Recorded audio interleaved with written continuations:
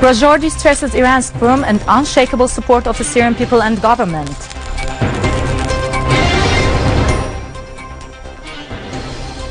Syrian army and armed forces take full control of Al Barruf mountain in Qalamoun area in Damascus countryside, killing dozens of terrorists. Syrian expatriates start campaign in support of the Syrian pound in the face of the economic war waged against the homeland.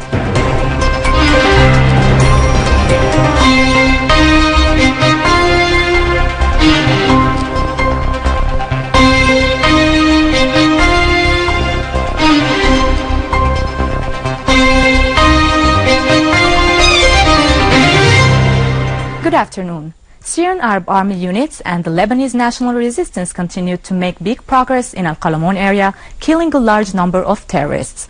Army units took full control of Al Barruf strategic hills after restoring control on Ras Al Marra and Tallet Musa regions in Darha countryside. Army units eliminated Al-Nusra terrorists in Kafr Shamis and Mahaja towns as army fighter jets targeted terrorist dens in Al-Badia and Al-Hil oil fields south of Al-Sukhna in Hom's eastern countryside. 29 persons from Hama and Damascus countryside turned themselves in to competent authorities to have their cases settled. Earlier, in Hom's countryside, 83 wanted persons from Al-Restan, Talbisa, Al-Dar al-Kabira and a number of other neighborhoods turned themselves in to authorities so as they could have their legal status settled.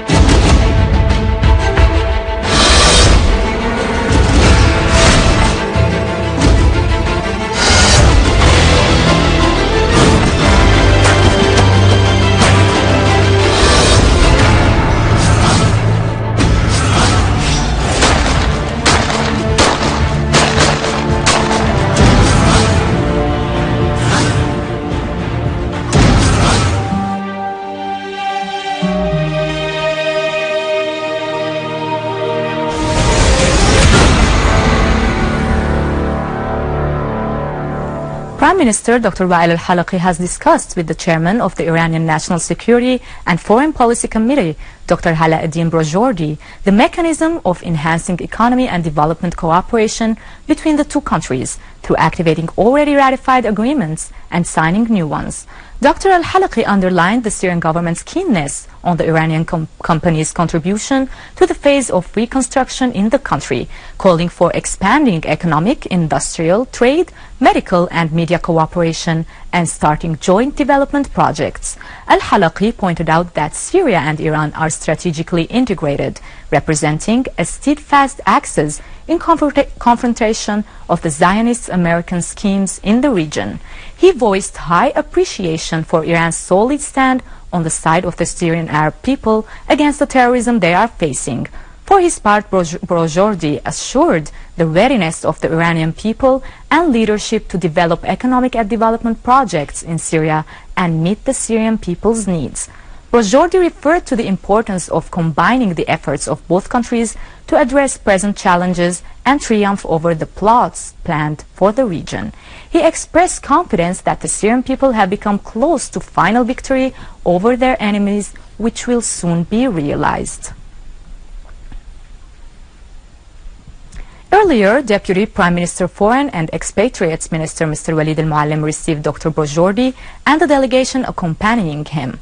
Talks centered on the developments in Syria and the region and the terrorist threats supported by well-known states aimed at jeopardizing stability, spreading chaos, and undermining the interests of the people of the region. Talks also referred to the misleading propaganda campaigns aimed at blurring the victory and steadfastness of the Syrian Arab army and people. Mr. al-Muallim affirmed that the Syrian people and army have clearly reflected a solid will to defeat terrorism and its supporters and to continue combating its danger. He referred to the deep appreciation felt towards the Islamic Iranian Republic for its firm stand by the side of Syria. On his part, Brojordi said the relations between the two countries are too strong to be affected by any side or to be changed by the enemy's attempts and conspiracies wherever they may be. During a press conference held at Damarose Hotel in Damascus, Brojordi affirmed that the Syrian people are capable of defeating the aggression thanks to their deep national awareness and their army's steadfastness. He also said there are no restrictions or limits to cooperation with Syria or to the aid and support rendered to it, as the front of resistance continues to be one and the same. Iranian Deputy Foreign Minister Hussein Amir Abdullahian said that the Iranian ship carrying humanitarian aid will anchor in Yemen soon. He affirmed that all preparations have been taken to ensure the safety of the ship, criticizing the Saudi violation of humanitarian truce and its aggression to the civilian population.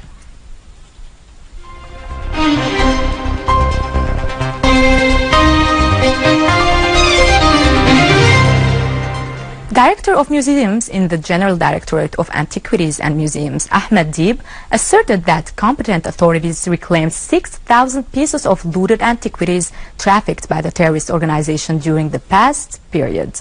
He pointed out that a series of measures have been taken to preserve the museums from terrorist robbery, like closing some museums after emptying them and moving most of antiquities from the areas controlled by terrorists, such as Deir ez-Zor, Derha and Homs, and putting them into safe places. He added that authorities notified international organizations such as the UNESCO and the Interpol on the photos and documents of looted antiquities, calling on these organizations to cooperate for reclaiming all the Syrian antiquities trafficked by the terrorists outside the country. And now to latest business and market news, but after a short break.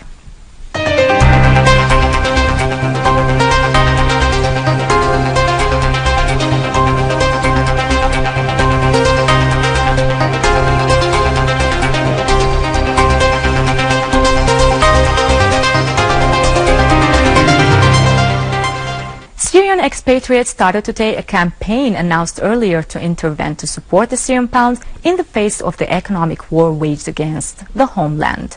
The campaign, which was titled The Syrian Phoenix, works through the expatriates buying Syrian currency or depositing US dollar into banks in Syria. The expatriates can come in person and open bank accounts or exchange US dollar at the Central Bank of Syria. This can be done in any Arab or foreign country through the banks which have branches in Syria. Arif al-Tawil, a Syrian actor who is one of the campaign's co-founders, told Sana earlier today that the campaign has already received currency transfer receipts of considerable amounts from Syrians living in Canada, Australia, and the United Arab Emirates. The Syrian Phoenix campaign will continue for several days and will be followed by weekly intervention moves. Minister of Domestic Trade and Consumer Protection discussed with the delegation of FAO and the World Food Programme the ways to strengthen and develop the reality of food security in Syria in light of the damage suffered by the economic and social infrastructure caused by the war. The meeting also focused on ways to assist in the repair of mills and bakeries that have been sabotaged by the terrorist attacks. The meeting agreed to submit a detailed memorandum to the delegations of the World Food Programme and the FAO about the assistance that can be provided to the Syrian people. Damascus Securities Market Index rose 1.88 from the previous session, closing with a value of more than 1,211 points. Today's session closed trading an amount near 27,862 shares distributed at 34 deals worth almost 3 million Syrian pounds.